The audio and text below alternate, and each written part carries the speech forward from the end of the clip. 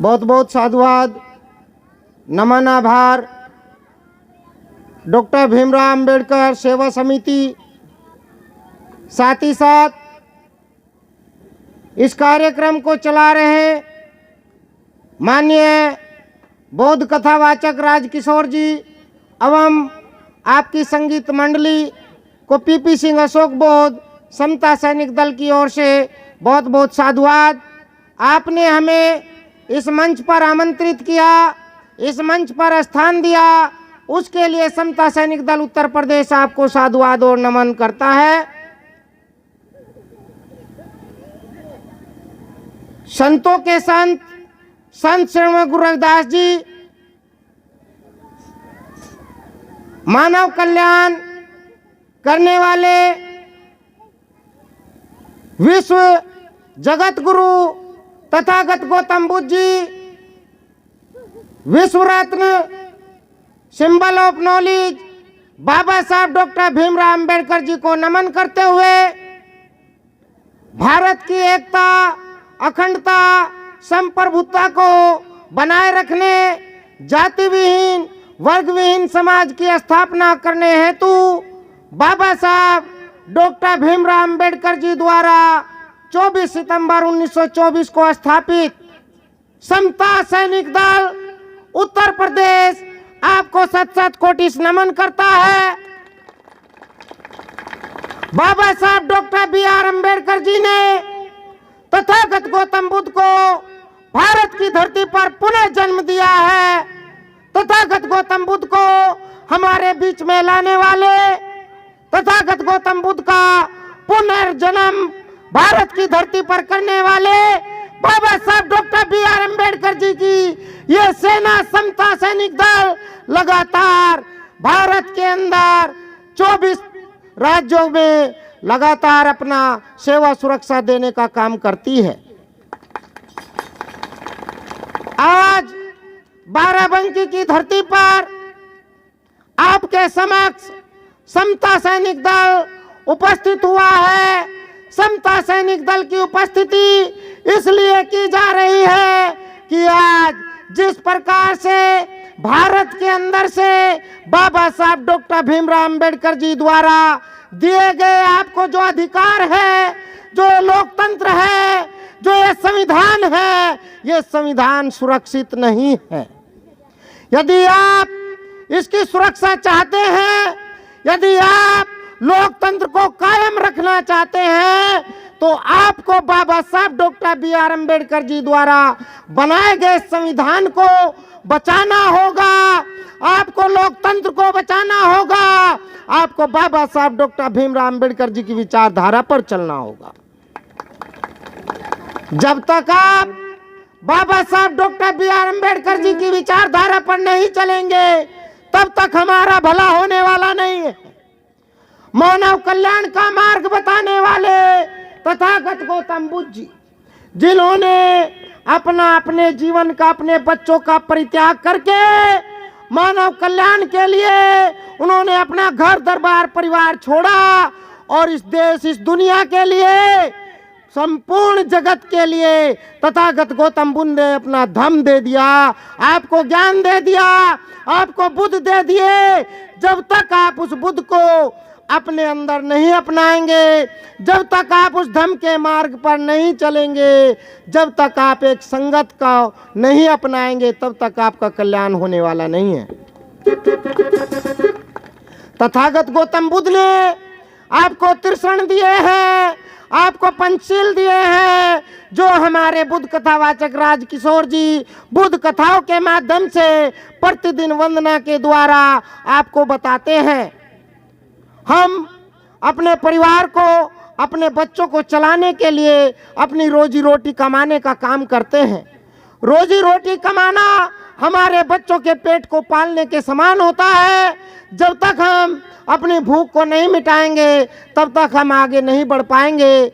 भूख को मिटाना भी उतना ही अनिवार्य होता है जितना अनिवार्य आपके शरीर को साफ सफाई और कपड़े का होता है। इसको हम सामाजिक दृष्टि से देखते हैं, लेकिन जब मानव का कल्याण होता है तो मानव का कल्याण सिर्फ भूख मिटाने से नहीं होगा, मानव का कल्याण ये कपड़ा पहनने से नहीं होगा। तथागत गौतम बुद्ध ने इसीलिए आपको पंचशील का मार्ग दिया है, आपको त्रिशण का मार्ग दिया है। आप त्रिशण के मार्ग को अपने जीवन में अपनाए मेरी माताओं बहनों और ये छोटे छोटे बच्चे, आप पंचशील को अपने जीवन में धारण करें, तब आपके घर का, आपका, आपके बच्चों का कल्याण होगा। और निश्चित होगा जिस घर में, जिस परिवार में पंचशील का पालन किया जाता है वो घर बुद्धमय हो जाता है और वो घर मानव कल्याण की ओर जाता है, वो परिवार मानव कल्याण की ओर जाता है। बाबा साहब डॉक्टर B.R. अम्बेडकर जी ने जो हमारे लिए किया है, जो आपके लिए किया है, यदि हम उसका 5%, सिर्फ 5% भी थोड़ा सोच समझ के उनके कदमों पर चलने का काम करें तो हम अपने कल्याण, अपने बच्चों का कल्याण, अपने समाज का कल्याण कर सकते हैं। लेकिन दुखद है आज की विषम परिस्थितियों में हमारे समाज के वो लोग जो बाबा साहब डॉक्टर B.R. अम्बेडकर जी के संविधान का लाभ उठा करके ऊंचाइयों पर चले गए, जो अच्छे स्थानों पर चले गए, वो लोग बाबा साहब के मिशन की ओर देखना नहीं चाहते हैं।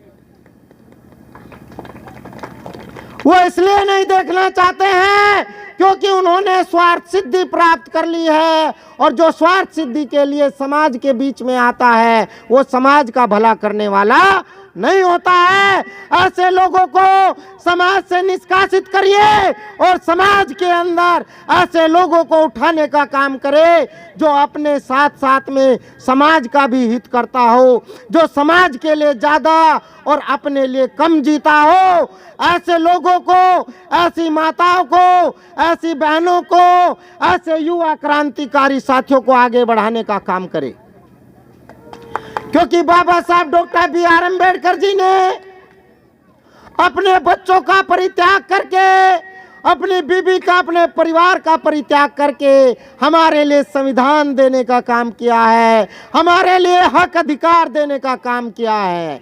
और हमारे बच्चे, हमारे लोग हक अधिकार प्राप्त करने के बाद में, बाबा साहब के बच्चों का बलिदान लेने के बाद भी बाबा साहब के एहसान को चुकाने का काम नहीं कर रहे हैं।